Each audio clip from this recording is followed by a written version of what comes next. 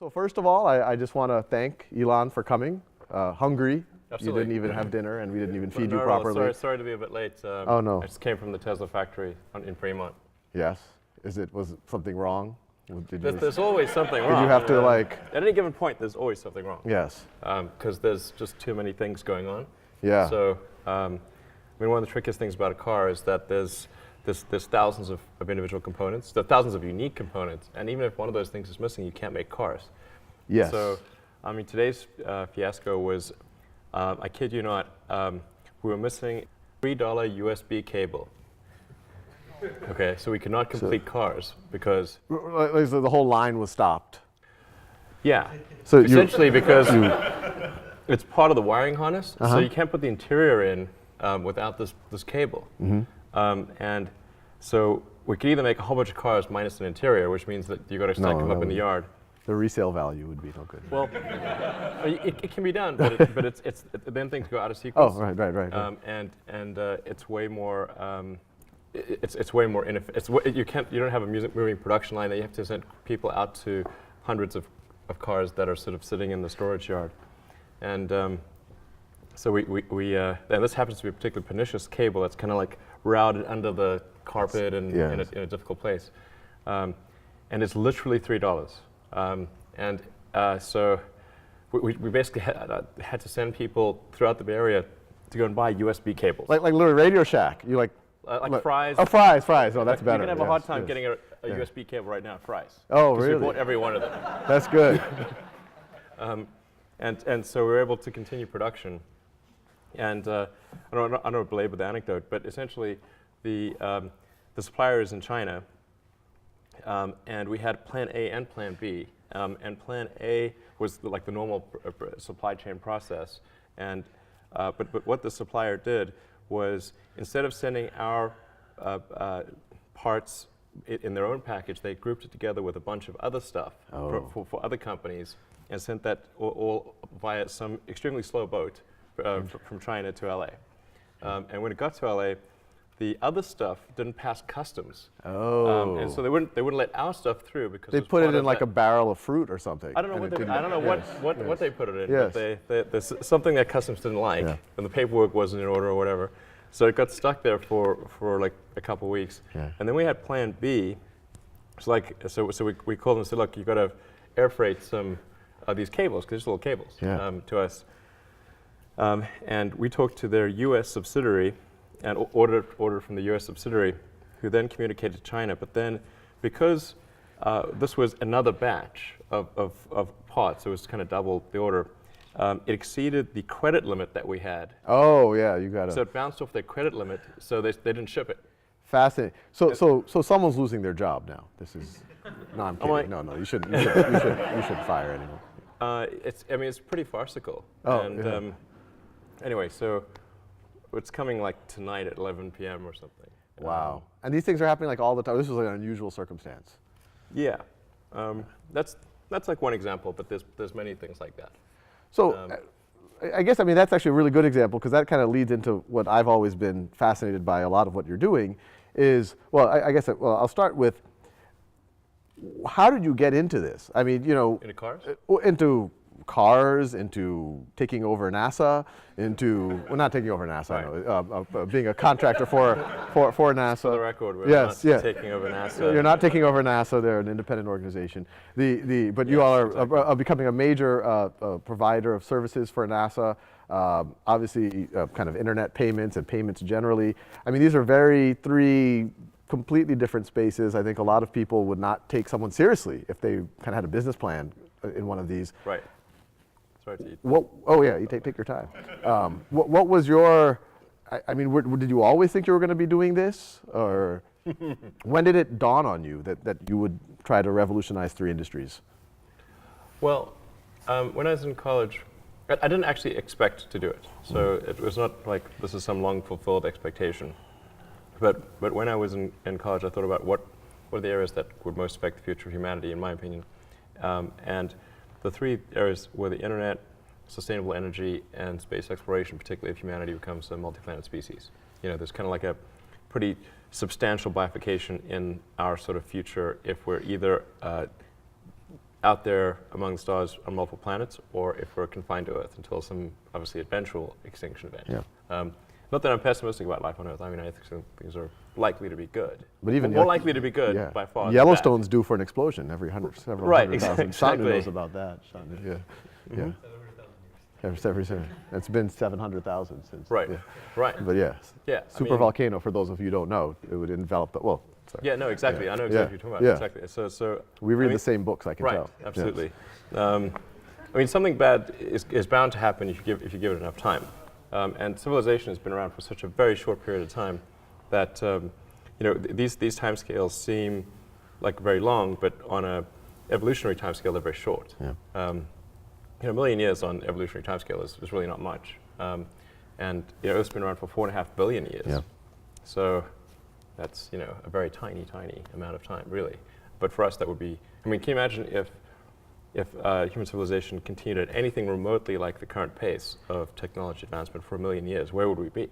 Yeah. I mean, I think we're either extinct or on a lot of planets. Yes, we should.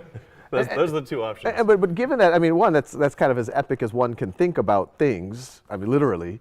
I mean, how did you make that concrete? How does that turn into SpaceX, Tesla, and PayPal?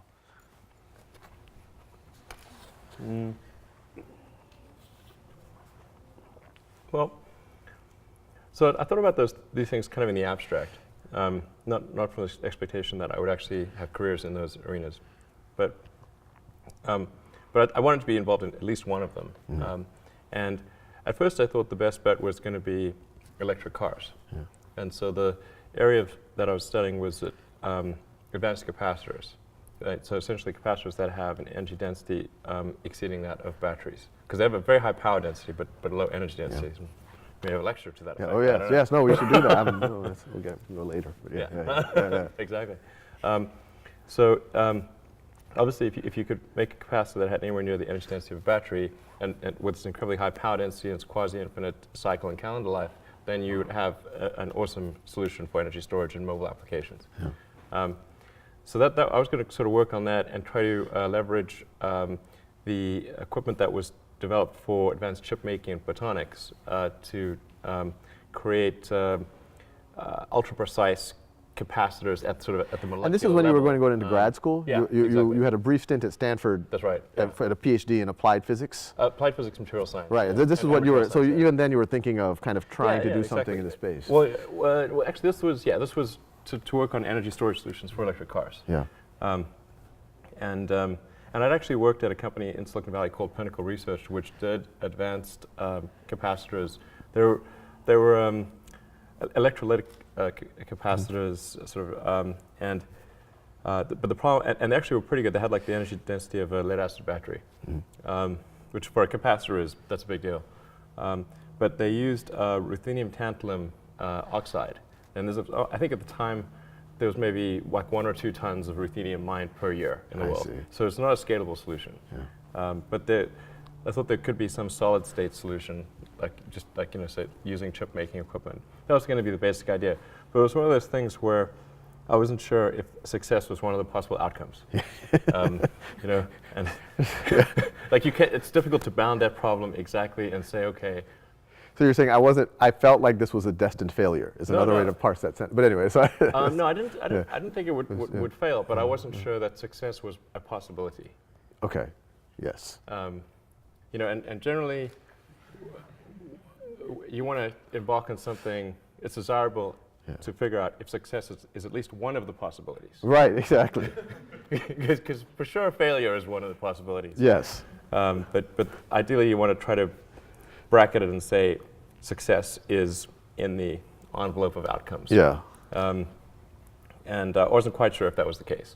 I think success on an academic level would have been quite likely because you can publish some useless paper, and most papers are pretty useless. We have a few. Don't take offense. Sorry. I mean, how many PhD papers are actually used by someone ever? No, that's a good point. Percentage-wise, it's not good. Yeah. So it could have been one of those outcomes where you add some leaves to the tree of knowledge. Yeah. Okay. Yeah. and that leap is, nope, it's not possible. Right. Like, Right. there goes 7 years of my life. So that was one path, and I was prepared to do that. But then the internet came along, and I was like, okay, the internet. I'm pretty sure success is one of the possible outcomes, and it seemed like I could either do a PhD and watch the internet happen, or I could participate and help build it in some fashion. Like I just couldn't stand the idea of watching it happen. Yeah, yeah. So so I decided to put things on hold and start an internet company. And that was kind of we worked on internet, like publishing software, maps and directions, yellow pages, kind of things. Yeah. And we had as investors and customers the media companies, so like New York Times Company, Knight Ridder, Hearst. And this was just at the early stages. I mean, this was like late 95. 95. Oh, so it's really early stages. That's really out the gate. Yeah. Yeah, absolutely. Yeah. And so then the reason we worked with the media companies is because we knew they had money. Like there was no advertising money in 95. Right, right. In fact, the idea of advertising the internet seemed like a ridiculous thing to people. Obviously not so ridiculous anymore, but at the time it seemed like a very unlikely proposition. And a lot of the media companies weren't even sure that they should be online. Right. Like what's the point of that? Yeah. And did y'all think that PayPal was just going to be a simple little internet way to, or do you think it was going to turn into the major kind of transaction processing engine that it is right now?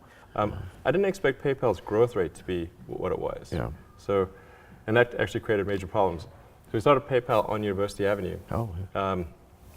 After the first month or so of the website being active, we had 100,000 customers. Really? Wow, I didn't realize it was. Yeah, it was nutty. Oh, wow. And how did it start? How did people just even know to use it? And I mean, obviously, both buyer and seller have to be involved. Yeah. Well, we started off first by offering people $20 if they opened an account, and $20 if they referred anyone. Oh. And then we dropped it to $10, and then we dropped it to $5. As the network got bigger and bigger, the value of the network itself exceeded any sort of carrot that we could offer. So how much money did y'all spend with that kind of $5, $10, $20 incentive to get that critical mass going? That was a fair amount. I think it was probably $60 or $70 million. Oh, wow, okay, so it was a Yeah, substantial, oh, okay, so we're not talking peanuts here, yeah, this is. Yeah, it depends on your relative scale. Yeah, it's a peanut to Google. Yes, no, that's right, that's right. Here's a peanut. Yes, yes. I mean, like Google's got 50 billion, Apple's got, I don't know, 150 billion, some crazy amount of money. Wow, That's just cash. Yeah, yeah. So it's not an outland. Well, yeah, no, I didn't realize that was 1% so of Google's core. cash would be $500 million. So that's 0.1% of Google's. That's true. You're right. That's inexpensive. It's relative to them, it's pretty inexpensive. Yeah, well, that's right. And then we just did a bunch of things to decrease the friction because I mean, it's just like bacteria in a petri dish. Yeah. So what you want to do is try to have one customer generate like two customers. Yeah. Okay, or something like that, maybe three customers ideally. And then you want that to happen really fast. You could probably model it just like bacteria growth in a petri dish. Like, yeah. and it'll just it'll expand very quickly until it hits the sides of the petri dish. And Yeah. it just slows down. And then after PayPal, then, I mean, to some degree, especially us in Silicon Valley, we kind of understand the internet. We know people. I mean, PayPal's obviously of a scale that, is noteworthy. But then SpaceX just seems really, like, how did you decide that I'm definitely going to do that? And then, like, what's the first thing that you do? Like, how do you even, like, go out? Like, I don't even know how to start trying to make a rocket company. Well, neither did I, really. And in fact, the first three launches failed, so it's not as though it was like, spot on. It's like, did not hit the bullseye. But even getting the point that you're launching rockets, I don't even know how do you get there? And like, what did you do on, like, how did you decide, and then what did you do on day one? Like, who did you call, or did you write a plan? Did you start, I don't even know. Yeah, actually, I mean, the origin of PayPal SpaceX is that I was trying to figure out why that we had not sent any people to Mars. Because the obvious next step after Apollo was to send people to Mars. So, but what in fact happened was that we sent a few people to the moon, and then we didn't send anyone after that to the moon or Mars or anything. But if you'd asked people in 1969, what would 2013 look like? They would have said there'll be a base on the moon. We would have at least sent some people to Mars, and maybe there'd even be a base on Mars. There'd be like orbiting space hotels, and there'd be all this awesome stuff in space. And that's what people expected. And if you'd said, well, actually, the United States in 2013 will not be able to send anyone to orbit. But I'll tell you what will exist is that there'll be this device in your pocket that's like the size of smaller than a deck of cards that has access to all the world's information, and you can talk to anyone on planet Earth. And even if you're like in some remote village somewhere, as long as there's something called the internet, they wouldn't know what that means, of course, then you'd be able to communicate to anyone instantly and have access to all of humanity's knowledge. I said like bullshit. There's no way that that's going to be right. And yet we all have that, and space is not happening. So I was trying to figure out like what was the deal here, and this was like 2001. And it was just a friend of mine asked me what I'm going to do after PayPal. And I said, well, I've always been interested in space, but I don't think there's anything that an individual could do in space because it's the province of government, and usually large government. But I'm curious as to when we're going to send someone to Mars. So I went to the NASA website, tried to figure out like, where's the place that tells you that, and I couldn't find that. So I thought, well, like, either I'm like bad at looking at the website, or they have a terrible website, because surely there must be a date. That should be a big date, Yeah, it should be like, this should be on the front page. And then I discovered actually that NASA had no plans to send people to Mars, or even really back to the moon. So this was really disappointing. I thought, well, maybe this is a question of national will. Like, do we need to get people excited about space again? And try to get NASA a bigger budget, and then we would send people to Mars. And so I started researching the area, becoming more familiar with space, reading lots of books, and came up with this idea to do something called Mars Oasis, which was to send a small greenhouse with seeds and dehydrated gel. Upon landing, you hydrate the gel. You have green plants on a red background. And the public responds to precedents and superlatives. So we're the first life on Mars, the furthest that life's ever traveled, and you'd have this money shot of green plants on a red background. So that seemed like it would get people pretty excited. So I started getting into this and trying to figure out, okay, well, can I afford to build the spacecraft? Because I had some money as a result of PayPal. But it had to fit within that budget. And I figured we had to do 2 missions, because if we only did one and it failed, then it might have like the opposite effect. But you were willing to bet the farm, so to speak, on this. Yeah. Well, I figured like I was willing to spend half the money that I got from PayPal. With no expectation of return. Right. Because I thought this was just something that was pretty important, and I'm like, it seemed like you could spend half the money on PayPal on this, and there'd be, if that got NASA a bigger budget and resulted in us going to Mars, that would be a pretty good outcome. And when your friends came, or your family came up to you and said, look, there's nations that can't do this. You're a guy, but you have some resources. What did you say, or do, or think? Well, so I had a lot of friends of mine try to talk me out of starting a rocket company because they thought it was crazy. And one friend of mine made me watch a video of rockets blowing up.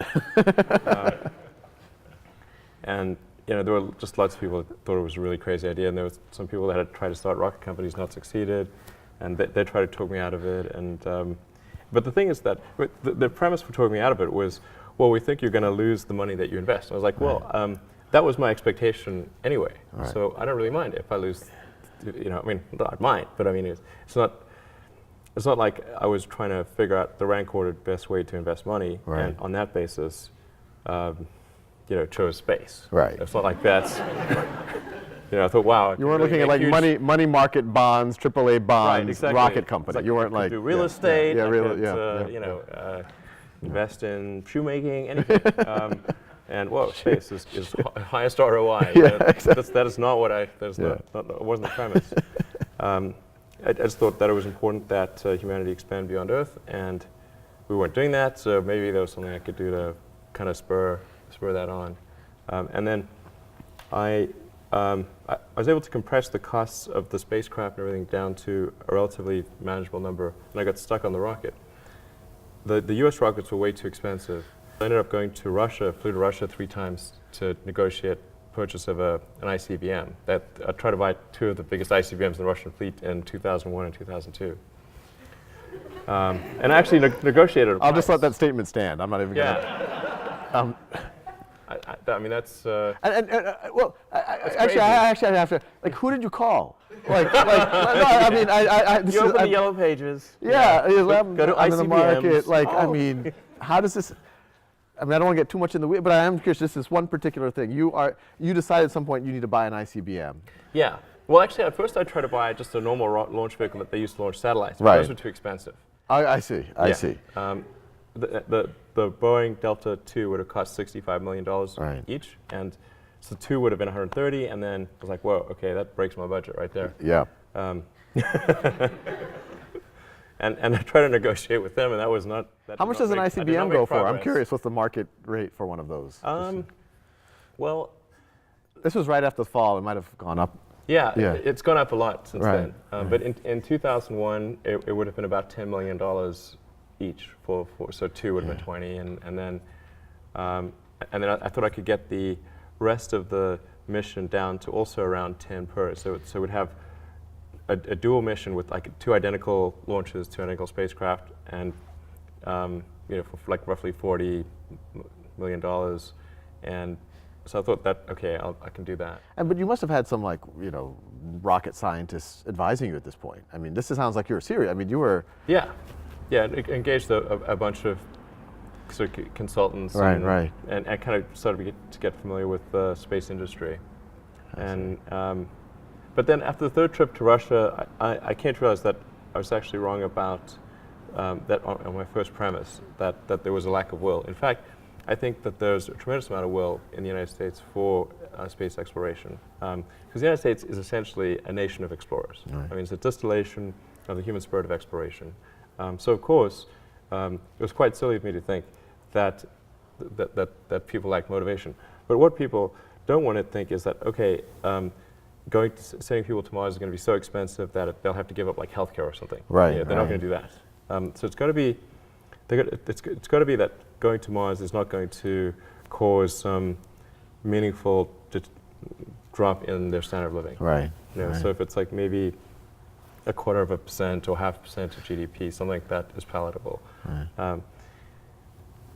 Anyway, so I thought, okay, it's not really going to maybe matter that much if I do this mission, because what really matters is having a way. So I was wrong. I thought there wasn't enough will, but there actually was plenty of will if people thought there was a way. So then I said, okay, well, I need to work on the way. Yeah. How hard is it really to make a rocket?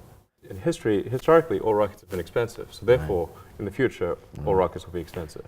But actually, that's not true. If you say, what is a rocket made of? And say, okay, it's made of aluminum, titanium, some copper, carbon fiber if you want to go that direction. And you can break down and say, what is the raw material cost of all these components? And if you have them stacked on the floor and could wave a magic wand so that the cost of rearranging the atoms was 0, then what would the cost of the rocket be? Yeah. And I was like, wow, okay, it's really small. It's like, 2% of what a rocket costs. Right. So clearly be in how the atoms are arranged. Right. The other, so you got to figure out sort of, okay, how can we get the atoms in the right shape much more efficiently? Yeah. And so I had a series of meetings on Saturdays with people some of whom were still working at the big aerospace companies, just to try to figure out, is there some catch here that I'm not appreciating? And I couldn't figure out, there didn't seem to be any catch, so started SpaceX. And you ended up building. I mean, you had some failures, but obviously some huge successes. What was the cost that you were able to build this rocket for relative to what they were being built for before? So let's see. For the Falcon 1, which was the first rocket we built, and the first 3 flights did not make it. In fact, I mean, we got sort of progressively further, but like the first rocket came and landed maybe a couple hundred yards away from the launch site, and tiny fragments. Anyway, that rocket ended up costing around $6 million. Wow. Compared to other rockets in that class, which were about, say, $25 million. Wow, so significant. Yeah, like a quarter. Wow, wow. But there's an even better step beyond that, which is to make rockets reusable. Yeah. So right now, that is around what our comparison price is, excluding the refurbished ICBMs. Yeah. So if you say building a rocket from new, how does the SpaceX rocket compare to a rocket from Boeing or Lockheed? It's about a quarter of the price. However, if we make it reusable, then it can be 2 orders of magnitude cheaper. 2 orders of magnitude cheaper, well, 1/100th the price. That's right. I mean, and I've For seen you. for only today, Memorial Day sale. And I've seen some. I mean, y'all are doing like these vertical landings. Yeah. Like literally out of like the Yeah. 1950s like sci-fi movies. Yep. And that's what you're talking about. Yeah. Yeah. Essentially, the rocket needs to come back and land at the launch site, and then reload propellant, take off again, like an airplane. And how far do you think we are reusability, yeah. from that? Like when do you think, like, your best guess when we'll actually see that happening? And I'm hopeful we can do it next year. Oh, okay. Yeah. That's we got some ambitious stuff at Khan Academy for the next year too, so we can compare. We're redesigning the site, Right.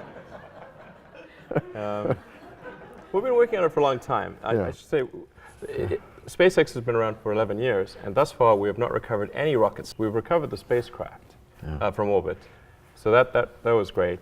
But none of our attempts to recover the rocket stages have been successful. Yeah. The rocket stages have always blown up, basically, on reentry. Yeah. Now we think we've figured out why that was the case, and it's a tricky thing because Earth's gravity is really quite strong, and with an advanced rocket, you can do maybe 2 to 3% of your liftoff mass to orbit, typically, and then reusability subtracts 2 to 3%. Because you have to. Yeah. So then you go like nothing to orbit or negative. Right. And that's obviously not helpful. So the trick is to try to shift that from, say, 2 to 3% in an expendable configuration, to make the rocket mass efficiency, engine efficiency, and so forth so much better that it moves to around maybe 3.5 to 4% in expendable configuration, and then try to get clever about the reusability elements and try to drop that to around the 1.5 to 2% level. So you have a net payload to orbit of about 2%. But you're doing it at 2 orders of magnitude cheaper. Yeah, absolutely. Because our Falcon 9 rocket costs about $60 million, but the propellant cost, which is mostly oxygen, as 2/3 oxygen, 1/3 fuel, is only about $200,000. Wow. And it's much like a 747. It costs about as much to refuel our rocket as it does to refuel 747. Within. Pretty close, essentially. So what I mean, assuming y'all are successful and you all have proven yourself to be successful on kind of these audacious things in the past, I mean, what happens? I mean, that seems like what happens in the next 5-10 years in the space industry if y'all are successful there? I mean, do we get to Mars? Do we have kind of market forces, commercialization of space starting to happen? Yeah. Let's see. Well, the first step is that we need to earn enough money to keep going as a company. So we have to make sure that we're launching satellites, commercial satellites like broadcast communications, mapping, and the government satellites that do scientific missions, Earth-based or space-based missions, GPS satellites, that kind of thing. And then also servicing the space station, transferring cargo to and from the space station, which we've done a few times, and then taking people to and from the space station. So we've got to service the sort of needs, Earth-based needs to launch satellites, and that pays the bills. Yeah. But in doing that, keep improving the technology to the point where we can make full reusability work, and we have sufficient scale and sophistication to be able to take people to Mars. Wow. And so you think this is going to be a reality in what's your best guess of when we're going to have someone on Mars? I think probably about 12 years. 12. That's Give or not. take 2 years. And you think it'll be a round trip? It'll be. Yeah. It won't just be some type of permanent colony on Mars. Yeah. I think it's probably a round trip. Wow. so for. I mean, it's not for sure. I could talk about this for. I mean, the people know I'm. So the aspiration will be a round trip. Yeah. No, this is mind blowing. And I mean, and then on Tesla. I mean, Tesla is obviously, I mean, from my vantage, it's a huge success. I mean, what do you think is in that industry? Well, one, I mean, I'll ask kind of the same question. What did you think? This is something that GM and Toyota and these massive multi-billion-dollar organizations have been trying. What gave you the confidence to kind of pursue it? And now that it seems to be a huge success, where do you think this industry is going to be in the next 5-10 years? Yeah, so with Tesla, the goal is to try to accelerate the advent of sustainable transport. I think it would happen anyway, just out of necessity. Yeah. But because we have an unpriced externality in the cost of gasoline, we weren't pricing in the environmental effects of CO2 in the oceans and atmosphere. That's causing the normal market forces to not function properly. And so the goal of Tesla is to try to act as a catalyst to accelerate those sort of normal forces, the normal sort of market reaction that would occur. We're trying to have a catalytic effect on that. Yeah. And try to make it happen, I don't know, maybe 10 years sooner than it would otherwise occur. Yeah. That's the goal of Tesla. So that's the reason we're making electric cars and not any other kind of car. And we also supply powertrains to Toyota and to Mercedes and maybe to other car companies in the future to accelerate their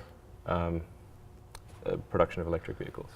So that's the sort of goal there. And so far it's working out pretty well. I mean, I just saw a news report earlier today that y'all are sold more Model S's than y'all are leading that segment of the industry, that the Mercedes S-Class, the BMW 7 Series, or the Lexus LS 400 or whatever it is.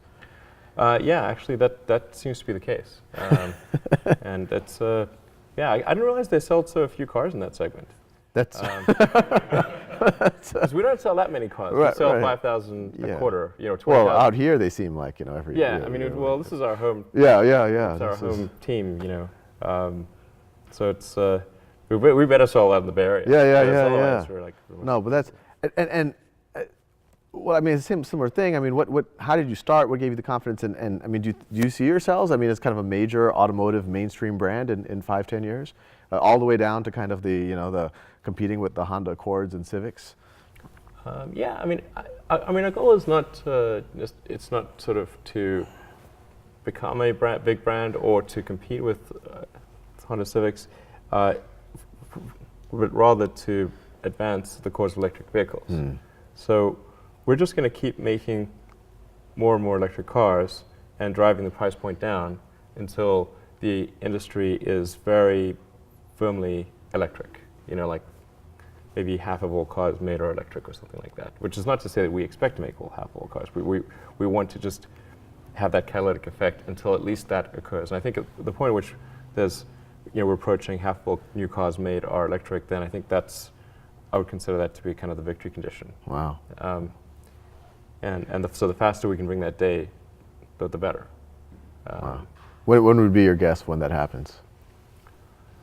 Well, I made a bet with someone about 3 years ago that it would be sooner than 20 years. So it's 17 years from now.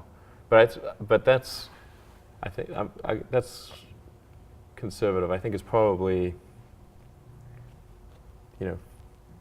maybe 13 or 14 years, something like that. Right about the time. It's going to happen right when we're going to Mars. It'll be exciting times. Yeah. This will be true. It just could. Yeah. Exactly. As I was thinking about that, it was like, those time frames are kind of coincident. Yeah. I mean, the nature of new technology adoption is it tends to follow an S-curve. So what usually happens is people underpredict it in the beginning because people tend to extrapolate on a straight line, and then they'll overpredict it kind of at the midpoint, and because there's late adopters, and then it'll actually take longer than people think at the midpoint, but much shorter than people think at the beginning. Yeah. But I'm pretty excited about how things are going. It's in fact, I think I think that the pace of technology improvement is in energy storage, electric energy storage is really moving faster than anyone thinks. Wow, wow. And I got one more. What are we doing on time? Where's Esther? 9 o'clock. So how much time do you have? I want to make sure people. Well, I guess maybe another 15 minutes. Oh, okay, okay. So I'll finish with one last question, then we'll open it up. I mean, what advice do you have for us at Khan Academy? I mean, you guys seem to be doing really great. So yeah. I was wondering if you had advice for me. Oh no, well. Cool. Yeah, I mean, it seems like you're doing an amazing job of really super leveraged. You know, I mean, obviously a small team, and you're having a dramatic effect on. Yeah, half these people don't even work here. They're just like, so like it's even, yeah. Right. It's right. So it's I think very impressive thing you're doing to spread knowledge and understanding, you know, throughout the world. The universe soon. Throughout the universe, if you hold up your end of the bargain. Yeah. Yeah. I mean, it's actually kind of funny. You know, if you think of like what is education, like you're basically downloading data and algorithms into your brain, and it's actually amazingly bad in conventional education because like it shouldn't be like this huge chore. So you're making it way better. But I mean, I think a lot of the things that I would say you've probably heard 100 times, and in fact are if not doing. Like the more you can gamify the process of learning, the better. Like for my kids, I do not have to encourage them to play video games. Yeah. Okay, Yeah. I have to like pry them from their hands, like crack. Yes. You know? Yes. It's like drop that crack needle. Yeah. Yeah. You have that problem at your house too. Yeah, Yes. exactly. The crack is addictive. Yeah. So it's it's to the degree that you can make somehow learning like a game, then it's better. And I think unfortunately, like a lot of education is very vaudevillian. You've got someone standing up there kind of lecturing at people, and they've done the same lecture 20 years in a row, and they're not very excited about it. And that lack of enthusiasm, is conveyed to the students. They're not very excited about it. They don't know why they're there. Like, why are we learning this stuff? We don't even know why. In fact, I think a lot of things people learn, probably there's no point in learning them. Because they never use them in the future. Because who's going to launch a rocket into space? I mean, that's just like, yeah, exactly. That never happens. Well, you have to say, like, people, I think, don't stand back and say, well, why are we teaching people these things? And we should tell them probably why we're teaching these things. Because a lot of kids are just in school kind of puzzled as to why they're there. And I think if you can explain the why of things, then that makes a huge difference to people's motivation. Yeah. Then they understand purpose. Yeah. So I think that's pretty important, and just make it entertaining. But I think just in general, like conventional education should be massively overhauled, and I'm sure you very much agree with that. But yeah, I mean, the analogy that I sometimes use is like, you've seen like Batman, like the Chris Nolan movie, like the recent one, and it's pretty freaking awesome, right? And you've got incredible special effects, great script, multiple takes, amazing actors, and great sound, and it's very engaging. But if you were to instead say, okay, that even if you had the same script, so at least it's the same script, and you said, okay, now that script, instead of having movies, we're going to have that script performed by the local town troupe. Right. Okay, and so in every small town in America, if movies didn't exist, they would have to then recreate The Dark Knight. Right. With like home sewn costumes and like jumping across the stage, and not getting their lines quite right, and not really looking like the people in the movie, and no special effects. And I mean, that would suck. It would be terrible. That's right. That's Very. That's education. That's education.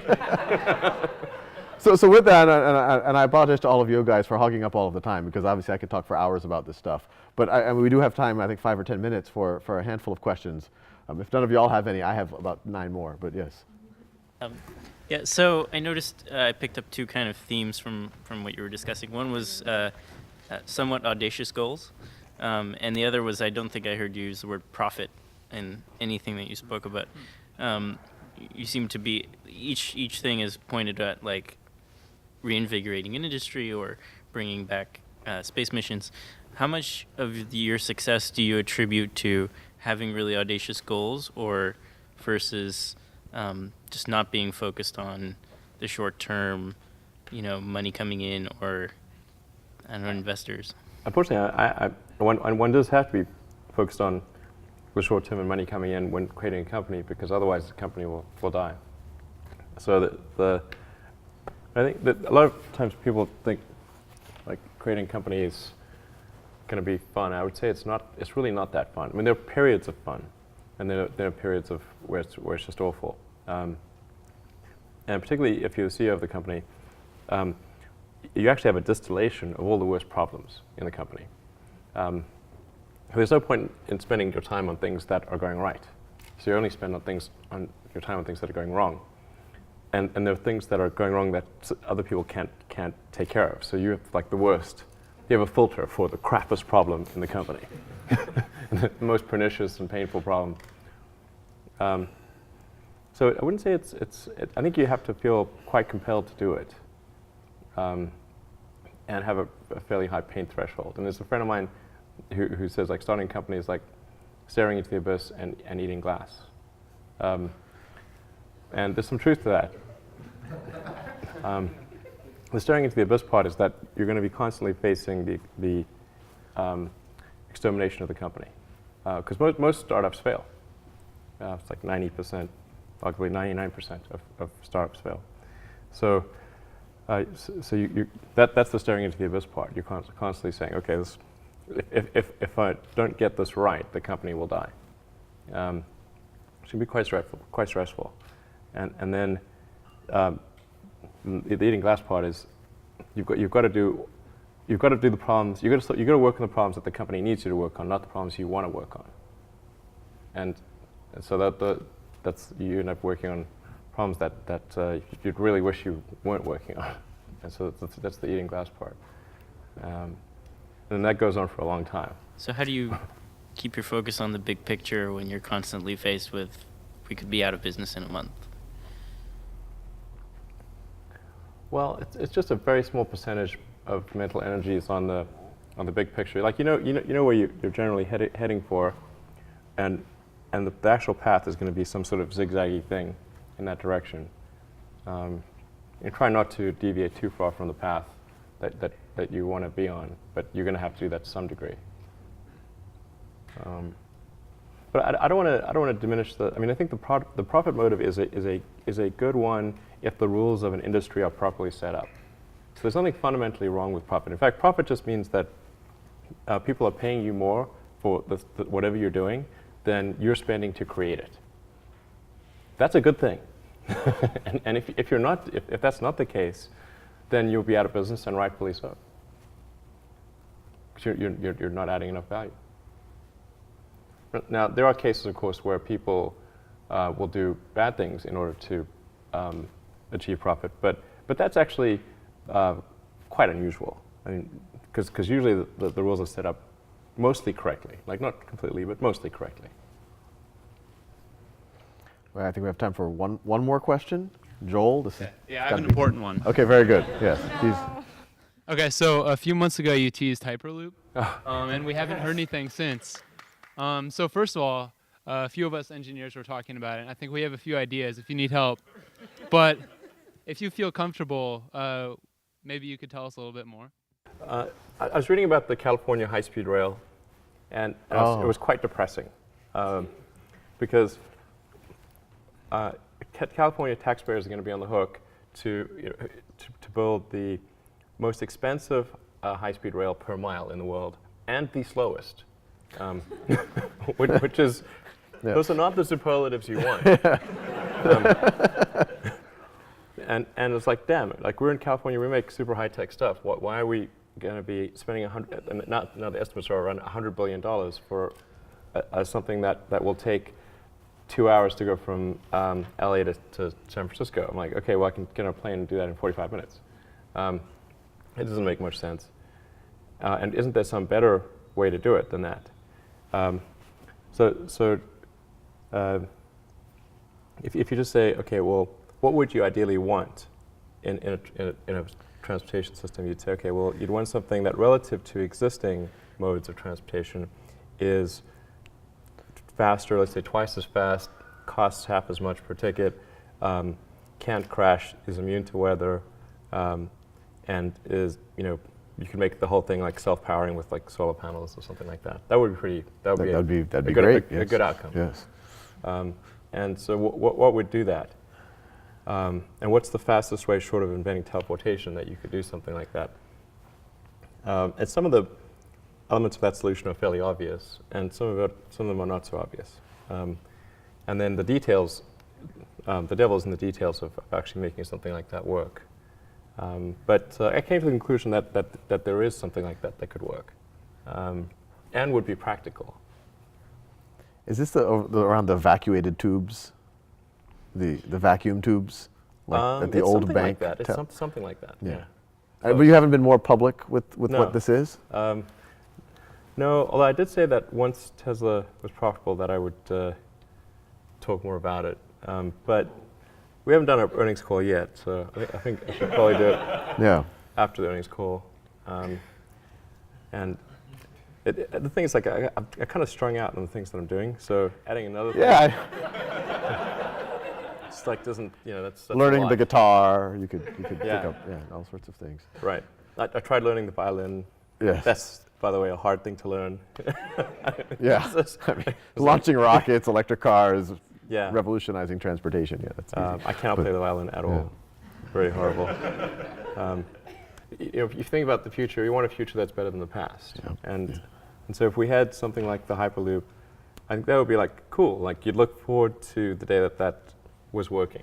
And if something like that, even if it only was in one place, from LA to San Francisco or New York to DC or something like that, then it would be cool enough that it would be like a tourist attraction. It would be like a ride or something. Yeah. So even if some of the initial assumptions didn't work out and the economics didn't work out quite as one expected, it would be like cool enough to be like, I want to journey that place just to ride on that thing. That would be pretty cool. Wow. And so that's, I think, how, if you come up with a new technology, it should feel like that. You should really, like, if you told it to an objective person, would they look forward to the day that thing became available? Yeah. And be like, it'd be pretty exciting to do something like that. Or an aircraft. Like, I thought it was really disappointing when the Concorde was taken out of commission and there was no supersonic transport available. Yeah. And of course, the 787 has had some issues. Yeah. But the thing is, the 787, even in the best case scenario, is only a slightly better version of the 777. Yeah. And it's like, okay, not that exciting. So this is something that you are working on, and wouldn't say I'm one day working in on the it. not too far future, or there's some plans or consultants involved or something. You've Right. made some phone calls to Russia.